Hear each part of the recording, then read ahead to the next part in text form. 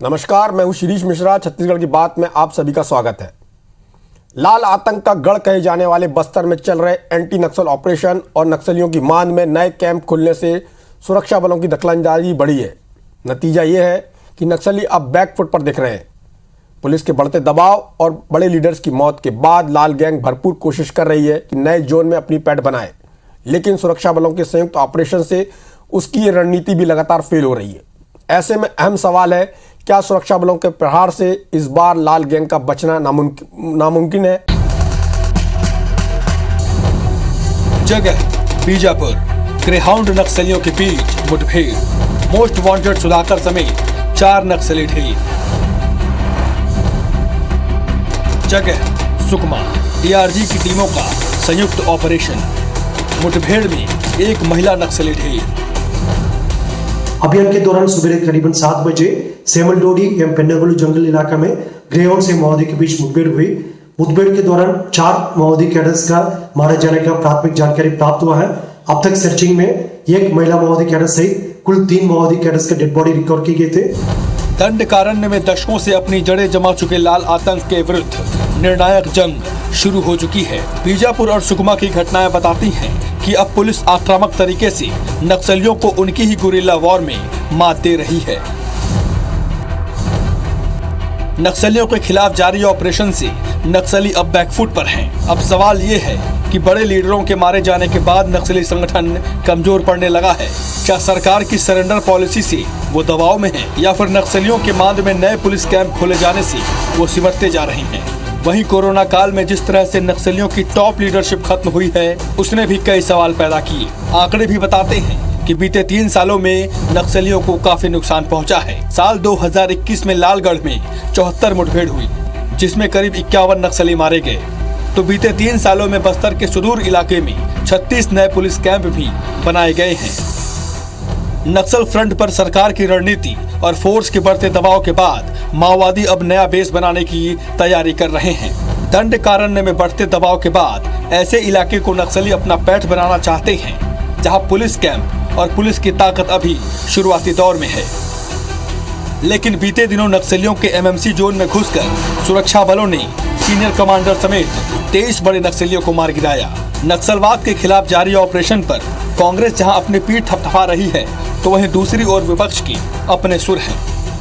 जो नक्सली मूवमेंट में शामिल थे वो लोग भी अपने दल को छोड़कर आत्मसमर्पण कर रहे हैं और लगातार पुलिस के द्वारा वहां पर कार्रवाई की जा रही है, सरकार के द्वारा कार्रवाई की जा रही है। उनका मनोबल टूट रहा है, इसीलिए छत्तीसगढ़ को छोड़कर यहां से जाना चाहते हैं। और सरकार की भी यही सोच थी। सरकार जिस चीज को लेकर काम कर रही है, सरकार का जो अपना एक ड्रीम था कि नक्सली मुक्त छत्तीसगढ़ होना चाहिए, उस पर सरकार आगे बढ़ रही है। जन अदालत अभी भी लगाई जा रही है, लोगों की हत्या हो रही है। अभी 1 सप्ताह भी नहीं हुआ है, जन अदालत लगा करके हत्या हुए हैं।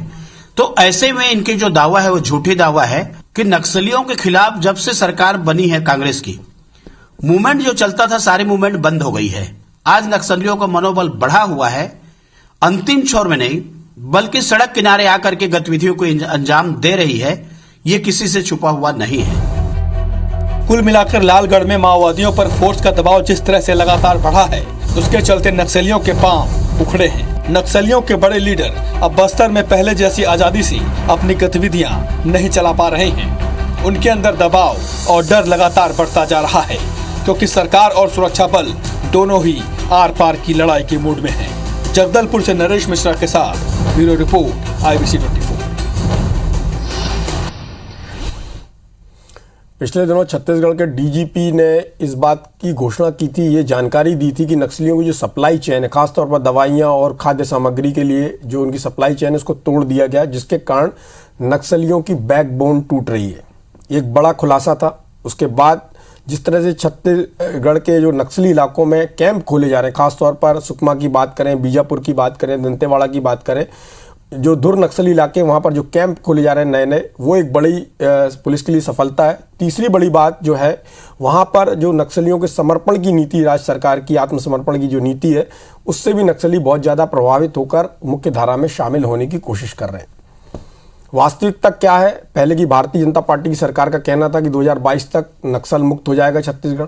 तो ऐसा लगता है जो कांग्रेस की यहाँ सरकार आई उसने 3 साल में जो काम किया है उससे निश्चित रूप से एक बड़ी सफलता की ओर बढ़ रहे हैं। और ये माना जा सकता है, हमारे साथ 2 खास मेहमान जुड़ेंगे जो ये बताएंगे कि किस तरह से नक्सलवाद का सफाया हो रहा है या होने की कगार पर है। हमारे साथ 2 खास मेहमानों में मनीष गुप्ता जी हैं जो प्रिंट मीडिया के एक बहुत बड़े नाम हैं, नक्सल मामलों के बहुत अच्छे जानकार हैं, बहुत अच्छी स्टडी है, फील्ड की रिपोर्टिंग का उनका लंबा अनुभव है और बहुत जानकारियां रखते हैं, अधिकारियों के साथ उनका बहुत तारुफ होता है।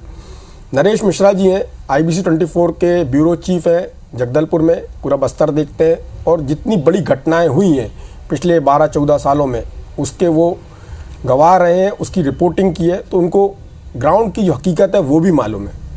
तो हम अपने जो 2 खास मेहमान हैं इनसे शुरुआत करते हैं। मनीष जी, जैसे ये रिपोर्ट है कि नक्सल के जो बड़े लीडर्स हैं वो ख़त्म हो चुके हैं या पलायन कर रहे हैं और छत्तीसगढ़ की जो स्थिति है उससे नक्सली अब छत्तीसगढ़ के जो सीमावर्ती राज्य हैं, खासतौर पर बात करें जो उन्होंने नया डिवीज़न बनाया था जिसमें कवर्धा था, बालाघाट था और गढ़चिरौली था, उसके बाद MMC जो उन्होंने जोन बनाया, महाराष्ट्र, मध्य प्रदेश और छत्तीसगढ़, और इसके अलावा जो सामने गतिविधियां आ रही हैं कि नक्सली छत्तीसगढ़ में अब गतिविधि करने की स्थिति में नहीं, एकदम बॉर्डर इलाके पे करके भागते हैं। भारतीय जनता पार्टी के आरोपों पर नहीं जाता हूं क्योंकि विपक्ष का काम ही आरोप लगाना, एक भी घटना होगी तो उसको बताएंगे कि पूरी तरह से हो रहा है, जिस तरह से आपने धर्मलाल कौशिक जी को सुना होगा। आपको क्या लगता है किस तरफ बढ़ रहा है छत्तीसगढ़ नक्सलवाद के खात्मे की दिशा में?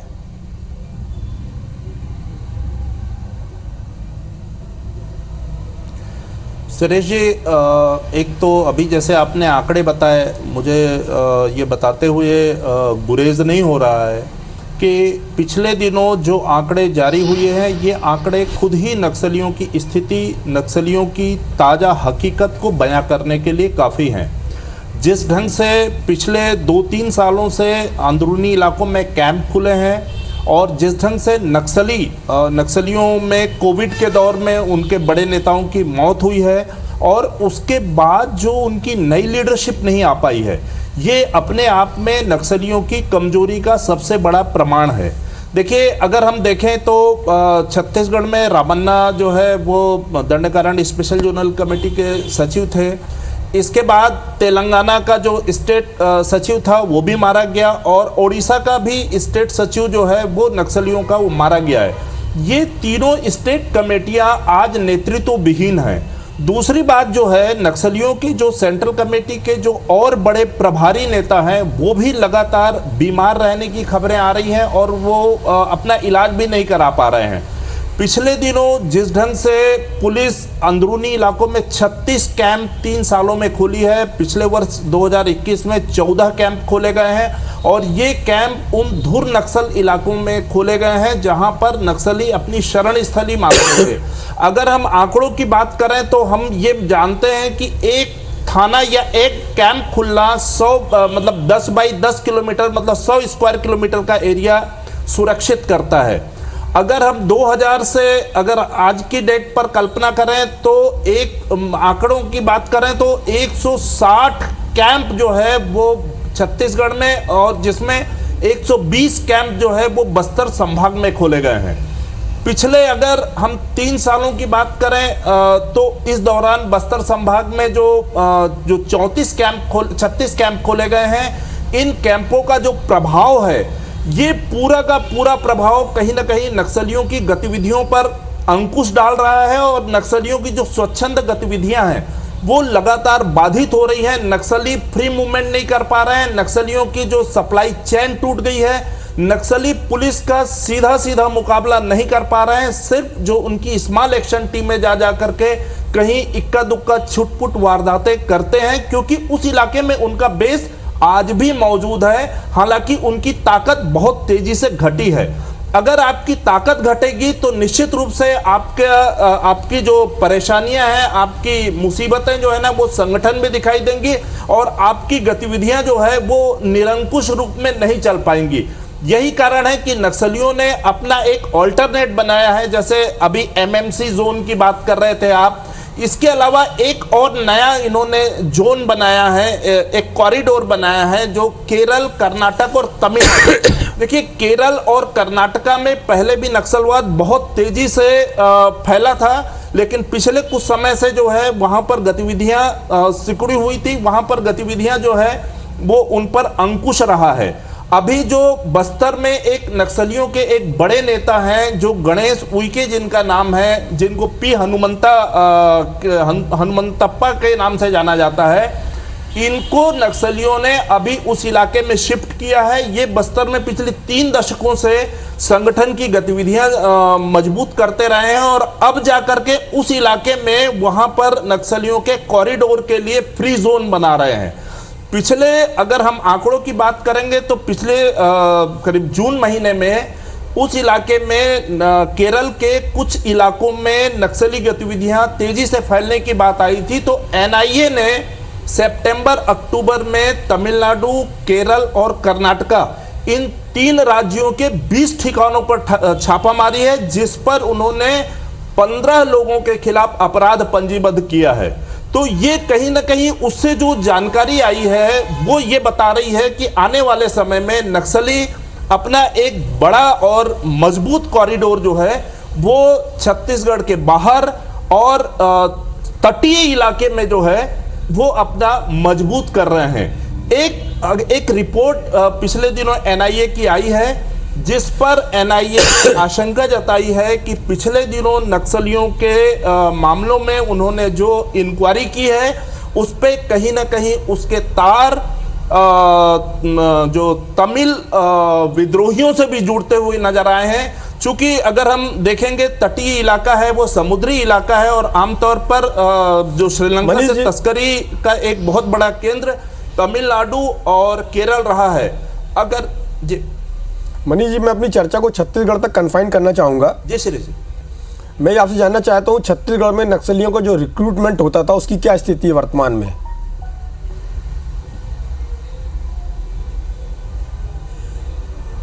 देखिए, रिक्रूटमेंट पिछले दिनों अगर कोविड के दौर में नक्सलियों ने सीमावर्ती इलाकों में अपना रिक्रूटमेंट किया है, लेकिन ये रिक्रूटमेंट उतना ज़्यादा नहीं हो पाया है जो कि आमतौर पर पहले होता रहा है। गढ़चिरौली में पिछले दिनों जो मुठभेड़ हुई है, उस मुठभेड़ में जो लोग मारे गए हैं उनमें आधे से ज़्यादा लोग बस्तर के हैं और खासकर पश्चिम बस्तर के इलाके बीजापुर और दंतेवाड़ा इलाके के हैं।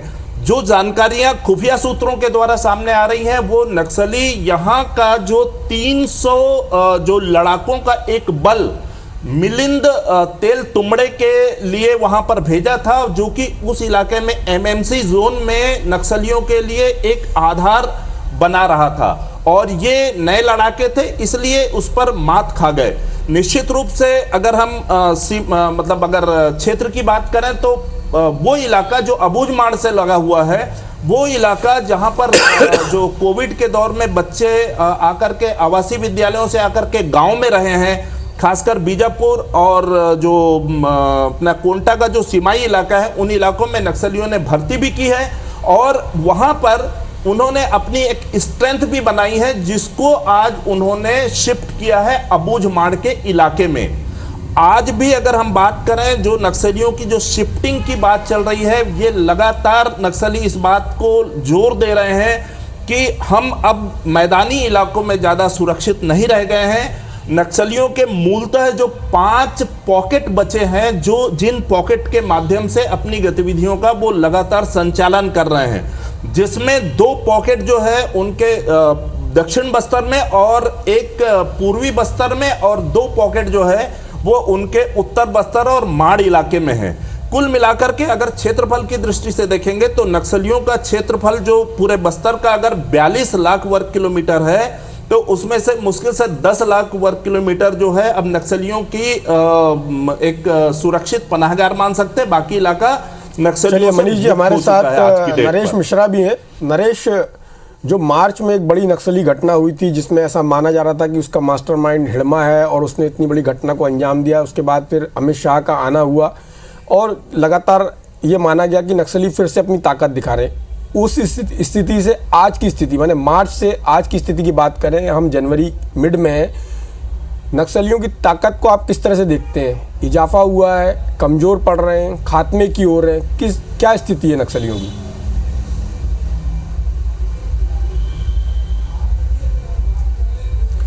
देखिए, प्रमुख रूप से छत्तीसगढ़ में तो नक्सलियों की सबसे बड़ी ताकत उनका बटालियन का होना है, जो कि एक बड़ा मिलिट्री ऑर्गेनाइजेशन है उनका, जो कि पूरे देश में कहीं नहीं है। तो उस लिहाज से अगर देखें तो जो एक तरह से जो मिलिट्रीकरण किया था उन्होंने, स्थानीय आदिवासी या स्थानीय लोगों की भर्ती के जरिए, ट्रेनिंग के जरिए उनको एक कैडर सप्लाई सेंटर बना दिया था। जैसा कि मनीष जी भी बता रहे थे कि पूरे जितने भी जोन हैं उन सभी जगह में अगर लड़ाके मारे जाते हैं, पकड़े जाते हैं, तो उसमें कोई ना कोई बस्तर का मिलता है। तो ये बिल्कुल सही है कि ये यहाँ अभी भी एक बड़ा जोन उनका ज़रूर है यहाँ पर, लेकिन उसका दायरा निरंतर कम हो रहा है। और इसकी वजह यही है कि सिलसिलेवार युवा जो है वो ये तय कर पा रहा है कि अब उसे आगे आना है, पढ़ना है, सड़क, पानी, बिजली जैसी बुनियादी चीज़ों उन इलाकों में पहुंच रही हैं, नए कैंप खुल रहे हैं। और जो फोर्स की रणनीति है ख़ास तौर पर, वो पिछले कुछ समय से जिस मामले में जो चेंज दिखाई दे रहा है, आप देखिए कि मार्च अप्रैल के दौरान इक्का दुक्का ही घटनाएं हो रही हैं ऐसी, जिसमें काफ़ी ज़्यादा फोर्स को नुकसान हो रहा है। एक साल में 42% घटनाओं में कमी है नक्सल वारदातों के लिहाज से। ये बताता है कि नक्सल सैन्य जो तौर तरीके हैं, सैन्य ताकत के मामले में कमज़ोर पड़ रहे हैं। और अभी भी बटालियन इतनी कमज़ोर नहीं है कि दोबारा इस तरह की घटना नहीं हो सकती। लेकिन अगर एक फ्रीक्वेंसी देखें कि अगर पिछले 10 साल में इस तरह की बड़ी घटनाओं का सिलसिला कितना है, तो यही देखने को मिलेगा कि पिछले 4 सालों में जब जब फोर्स अंदर गई है और बहुत मुश्किल इलाके में दाखिल हो गई है, तभी फोर्स को नुकसान हुआ है। वरना पहले ये हुआ करता था कि नक्सली कैंपों में या बाहर सड़क पर नेशनल हाईवे तक आकर अटैक कर जाते थे।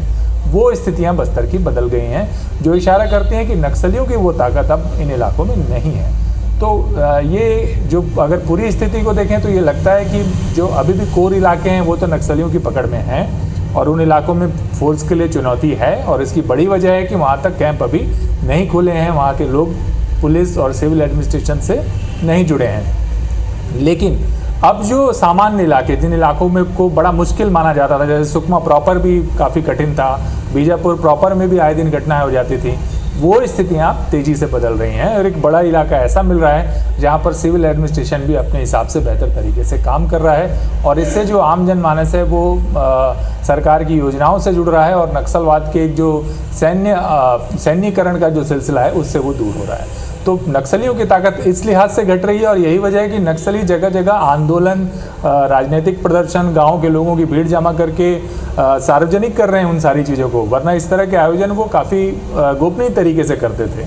और इसके पीछे की एक ही मंशा है कि वो कैडर अपना बढ़ाना चाह रहे हैं, भर्ती ज़्यादा करना चाह रहे हैं। वो युवा जो पोटा केबिन आवासीय विद्यालयों से या कॉलेज बंद होने के बाद गांव लौटे हैं, उनको पॉलिटिकली चार्ज करना चाह रहे हैं माओइज्म की आइडियोलॉजी के हिसाब से, और इसी वजह से इस तरह की गतिविधियां वहाँ पर चल रही हैं। तो ये तो साफ है कि जिस तरह से सरकार धीरे धीरे उन इलाकों में दाखिल हो रही है, उससे उनकी ताकत कम हो रही है, और इसका रिएक्शन नक्सल्स की तरफ से दिखाई दे रहा है। लेकिन अब भी जो कोर इलाके हैं वहाँ अभी फोर्स के लिए इतना आसान नहीं है कि वो माओवादियों को पूरी तरह से समाप्त कर दे। इसमें कुछ वक्त निश्चित तौर पर लगेगा। नरेश, जो भूपेश बघेल सरकार है उसने जो प्रयास किए, उसके प्रयासों पर हम चर्चा कर। नरेश जी, जिस तरह से भूपेश बघेल सरकार की एक सोच थी कि यदि हमारी सरकार आएगी, जब ये कांग्रेस अध्यक्ष थे, तो हम नक्सल जो पीड़ित परिवार हैं, जो नक्सल से प्रभावित लोग हैं, उनसे बात करेंगे, जो स्टेक होल्डर्स हैं वहाँ के। जैसे सरकार ने जो वनोपज है उसमें पहले 9 तरह के वनोपज पर MSP मिलता था, उसको 52 किया। और जो सरकार वहाँ पर लगातार प्रयास कर रही लोगों को रोजगार से जोड़ने का, साथ में ये जो नक्सल आत्मसमर्पण की जो नीति है जिसको बहुत तेज़ी से लागू किया जा रहा है, और तीसरा ये कैंप वाली बात, इनका कैसा असर देखते हैं? जैसा कि आपने कहा कि बहुत तेज़ी से सुधार हो रहा है, लेकिन जो कोर एरिया है वहाँ पर अभी मुश्किल है। कितना टाइम लगेगा, और सरकार की जो नीति है वो कितनी सक्सेसफुल दिखाई देती है आपको फील्ड पर?